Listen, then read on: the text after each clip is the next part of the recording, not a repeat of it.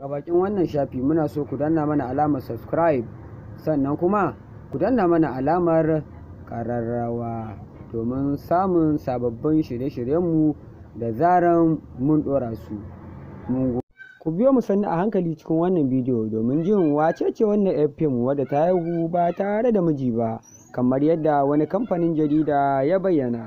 Wata jarumar fina-finan Hausa 'yar kimanin shekaru 29 da rabi ta tafka mana abin kunya a masana'antar da nake samun na kwakwa da kosai.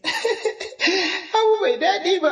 Ita dai wannan jaruma wankan tarwaɗa ce, sannan ba ta da tsaga a fuskarta, haka zalika ramamma ce. Ba kuma mai kiba ba, sai dai kuma ni Malam Dila idan na sanya gilashi ina ganin ta a matsayin shirgegiya. Jarumar ta yi karatun boko daidai gwargwado, sai dai kashi matsalar ta guda ba ta jin turanci sai Hausa. A-I-O-U-E irin namu na da. Bugu da ƙari, ita wannan 'yar fim ba a cika kiranta da sunan babanta ba, an fi kiranta da sunan wani fitaccen fim da ta yi wanda da shi ake mata lakabi a sunanta. Tun a shekarar da ta gabata ne jarumar ta yi batan dabo aka daina ganinta a Kannywood. Har ta kai ga furodusoshin da suke aiki da ita sun fara cigiyarta. Abin mamaki, duk furodusan da ya kira ta aiki sai ta faɗa mashi ba ta gari tana shagamu. Sai dai ni Malam Dila na sha ganin da tana zuwa awo amma a cikin niqab.